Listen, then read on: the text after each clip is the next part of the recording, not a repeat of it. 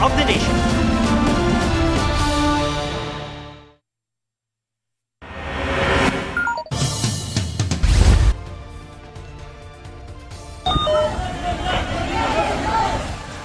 Sumiklab ang malaking sunog sa residential area sa tabing dagat ng Davao City.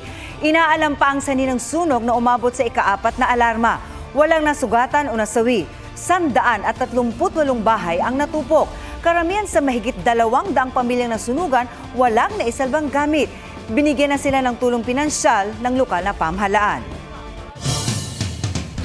Bago ngayong gabi, may sunog sa isang residential area sa Maynila. Patuloy na inaapula ang sunog sa Leverisa Street sa Malate. Itinaas na sa ikalawa ng alarma ang sunog na sumiklab bandang alas 9:30 ng gabi.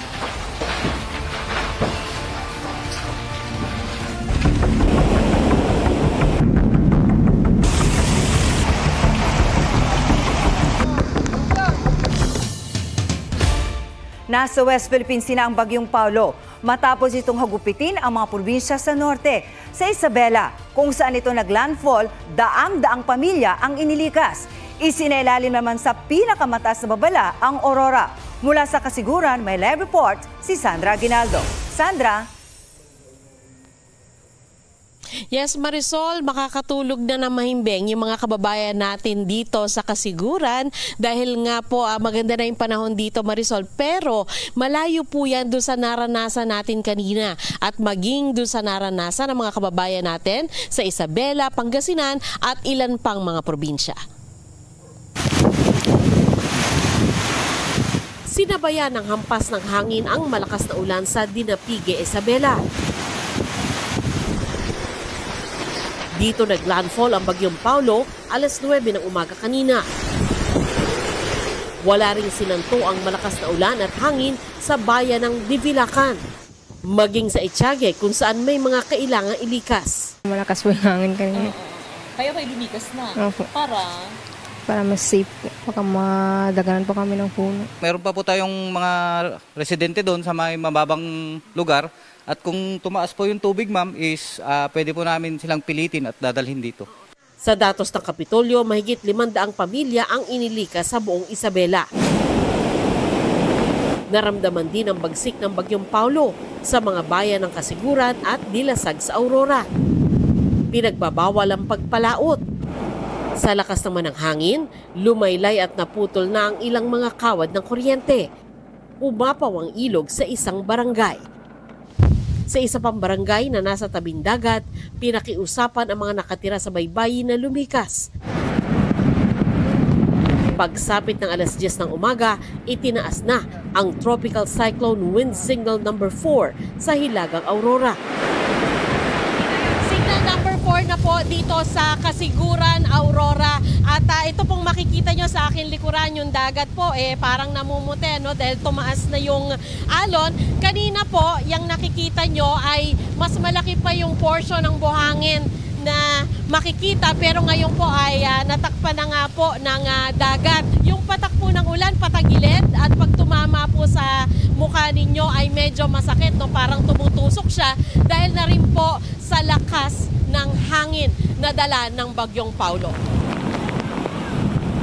Mapanganib ang hambalos ng bagyo, pero may mga piniling mapirmi sa kanilang mga tirahan. Ano naman po kasi araw siya. Maliban kung halimbawa gabi, lilipat talaga kami.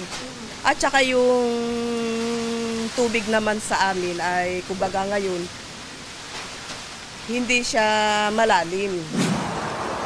Thunderstorm na epekto ng bagyo ang namerwisyo sa Bataan.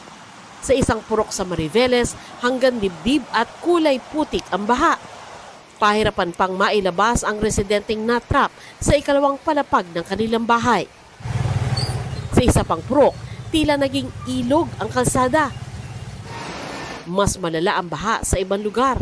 Umabot hanggang leeg. Nanginginig nga ako sa takot baka umabot na. Di ba nangyari na po hanggang sahig? Hanggang second floor. Wala bang bangka? Nagsagawa na ng rescue operation sa mga otoridad sa ilang binahang lugar. Because of the current, minsan nagiging struggle or conflict siya kapag nagtatransport o lumalabas o nag-evacuate. yung resident. Ngayon lang po ulit na ulit tong ganitong kataas ng tubig. Sa mga namamahala po, sana po gawan nyo ng paraan dito po sa barangay namin kasi panay na lang po kada naulan. Lagi pong baha. Bumuhos din ang malakas na ulan sa Pangasinan. Sa Dagupan City, mataas na ang baha dahil sa magdamag na ulan na sinabayan pa ng high tide. Pabugso-bugso na rin ang ulan at hangin sa Baguio City. Naka-red alert ang lahat ng opisyal doon para sa posibleng pagbaha, pagtaas ng tubig sa ilog at paglikas. Walang wind signal sa Batangas dahil sa bagyo, pero matindi rin ang ulan doon kaya nagbaha. Gaya sa isang kalsada sa Agoncillo, rumagasa ang lampas tuhod na tubig na may kasama pang putik kaya hindi makadaan ang mga motorista. Maghapon ang clearing operation ng mga tauhan ng munisipyo sa tulong ng Philippine Coast Guard at DPWH. Dahil pang may dagat din ng alon, lakas! Tila alon naman ang baha sa Lemerita-Al Bypass Road. Walang makadaang sasakyan sa abot tuhod na baha. Malawakan din ang pagbaha sa Tuy at sa bayan ng Lian. Halos zero visibility naman sa Kalatagan.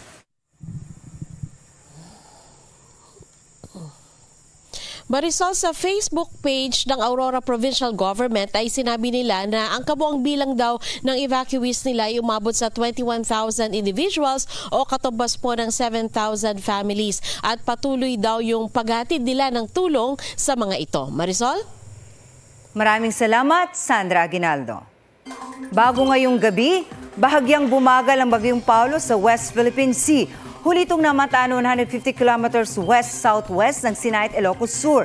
May lakas na hangin 110 kilometers per hour at buksong aabot sa 135 kilometers per hour. Kumikilos ito pa west-northwest sa bilis na 25 kilometers per hour. Nakataas ang Tropical Cyclone Wind Signal number 2 sa Ilocos Sur, western portion ng Abra, northern portion ng La Union at northwestern portion ng Pangasinan.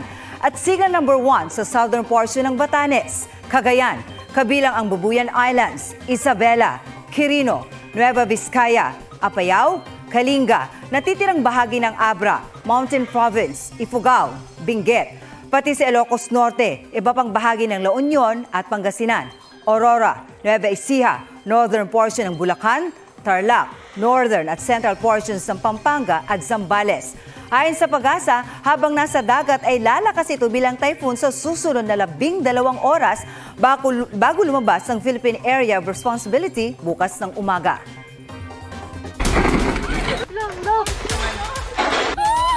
Lord, please send some help.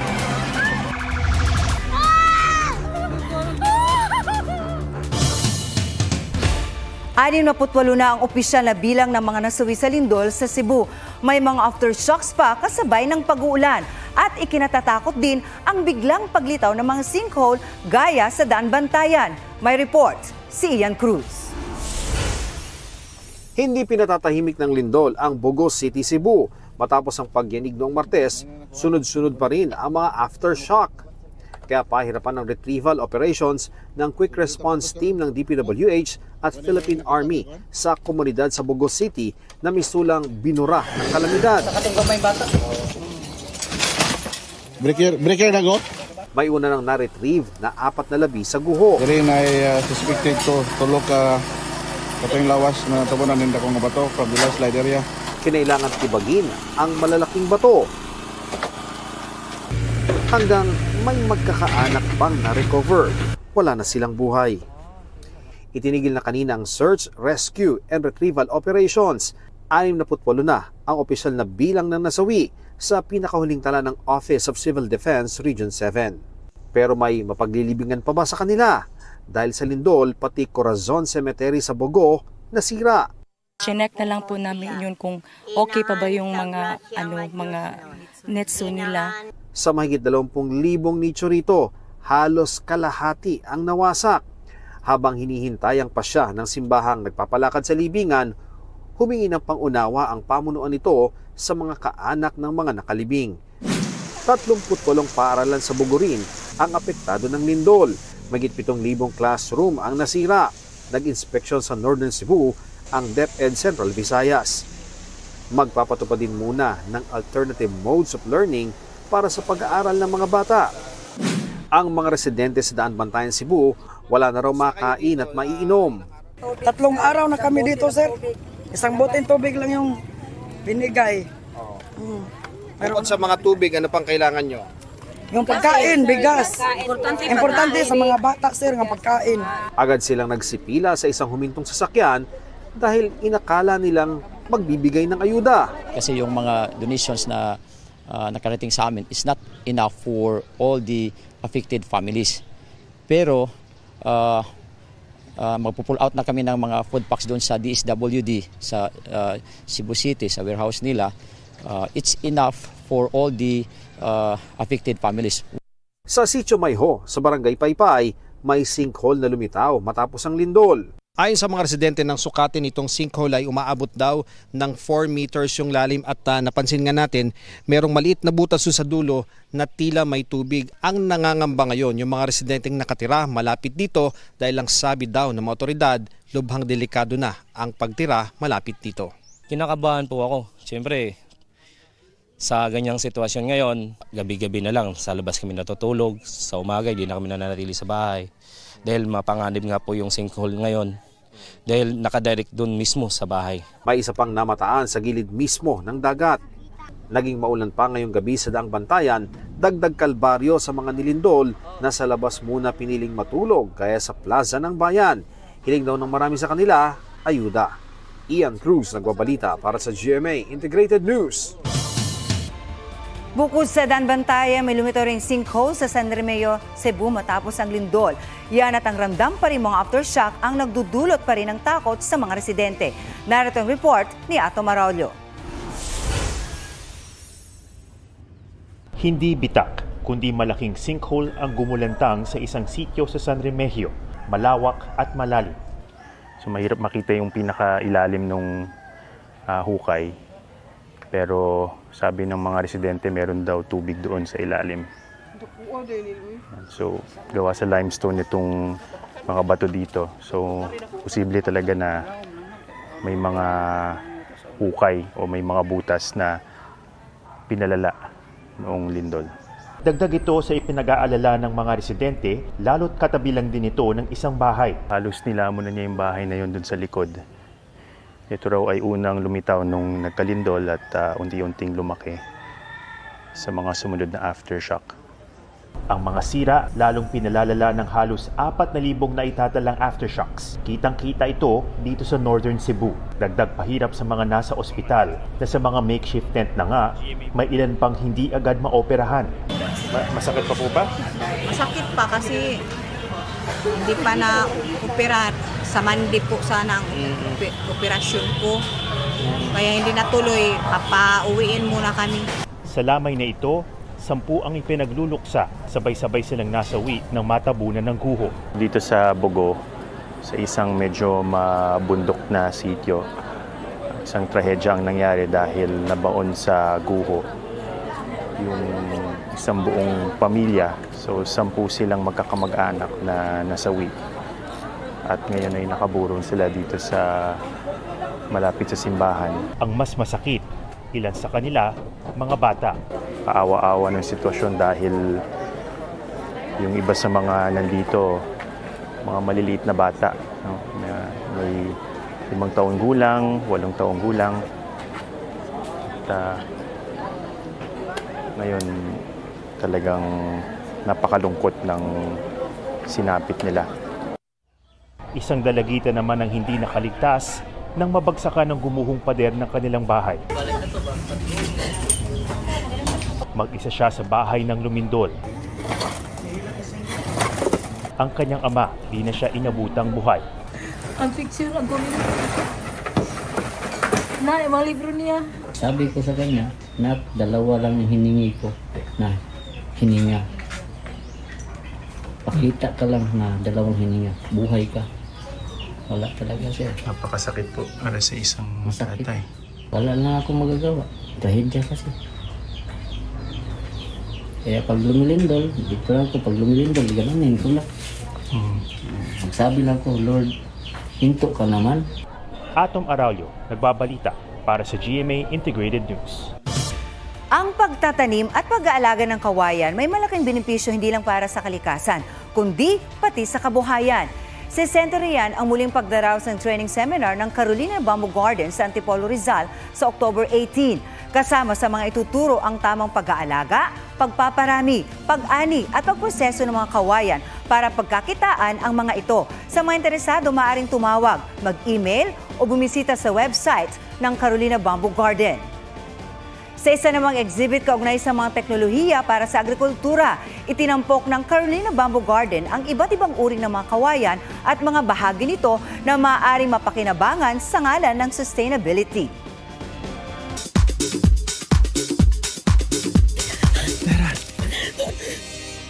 Trending ang yakapan moment ni Sangre Terra at Eshnad played by Bianca Umali and SB19 Justin sa episode ng Encantadia Chronicles Sangre. Gigil tuloy ang ilang Sangre at Encantadik sa pagiging sweet ng dalawa. Ang matamis nilang pag-uusap, bunga ng matagumpay nilang pakikipagtuos sa sinaunang kambaldiwa ng lupa na si Harahen, played by Diana Zubiri, ang original Danaya at dati ring gumanap na Lila Sari. Barbie Forteza nag-donate ng 100,000 pesos para sa mga biktima ng magnitude 6.9 na lindol sa Cebu. Ayon sa Sparkle Star, dapat aniyang tulungan, lalo ang mga bata at mabigyan sila ng pag-asa. Mika Salamanca nagbigay naman ng payo sa next housemates ng Pinoy Big Brother Celebrity Collab Edition 2.0. Huwag niyong i-overthink, huwag kayong mabuhay sa opinion ng mga nasa labas. Mabuhay kayo sa loob, enjoyin niyo lahat ng moment na nandun kayo. Athena Imperial nagbabalita para sa GMA Integrated News.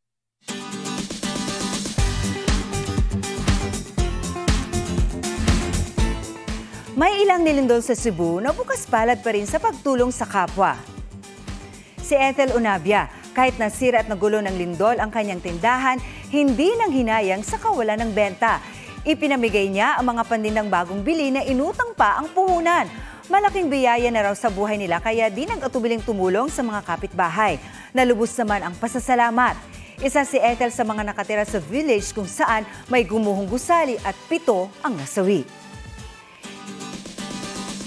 Isang grupo naman ng veterinary medical students ang nagsagawa ng donation drive mula sa nakalap na first aid kits, emergency veterinary drugs, pagkain para sa mga aso't pusa at malinis na tubig. Maging mga fur parent, binigyan din nila ng relief goods. Kasama na ang mga matutulugan na tents at mga lubi. Sa linggo, October 5, ang araw ng pagbibigay pugay sa mga guro sa Pilipinas at sa buong mundo. Meron ng ilang estudyanteng nagpakita ng kanilang pasasalamat. Pusuan na yan sa report ni Oscar Oida. Ang handog na karunungan ng mga guro. Sinuklian ng mga estudyanteng may ilang kakaibang regalo. Sa Kanyangan National High School sa Misamis Occidental, nakatanggap si teacher ng 2 buko. Ang nagregalo ay ang grade 9 student niyang si JV. Na umakyat pa raw mismo sa puno ng niyog para may maibigay kahit simpleng handog. Sa Catanduan State University Laboratory School, narinig ang himig ng mga estudyanteng nagpapasalamat. Buong 2 palapag ng gusali ang napuno ng mga estudyanteng sabay-sabay na umawit. Pinatingkad pa yan ang kanilang flashlight wave mula sa kanilang mga cellphones. Kaya tila isang malaking concert ang eksena. Dagdag drama pa ang mga patak ng ulan na nagsilbing backdrop sa pagbating awitin.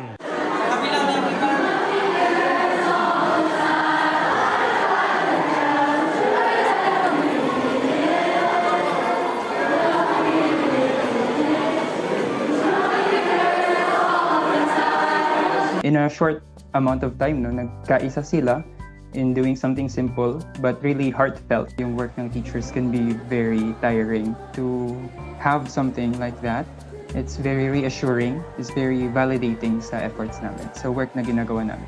Simpleng regalo man o engranding pakulo, ang mga estudyante nagkakaisa sa kanilang taus-pusong pasasalamat sa kanilang mga guro. Happy Teacher's Day! Oscar Oida, nagbabalita para sa GMA Integrated News. Yan po ang State of the Nation. para sa mas malaking misyon, para sa mas malawak na paglilingkod sa bayan. Sa ngalan ni Ato Marolio, ako po si Marisol Abduraman mula sa GMA Integrated News, ang News Authority ng Pilipino. Huwag magpahuli sa mga balitang dapat niyong malaman. Mag-subscribe na sa GMA Integrated News sa YouTube.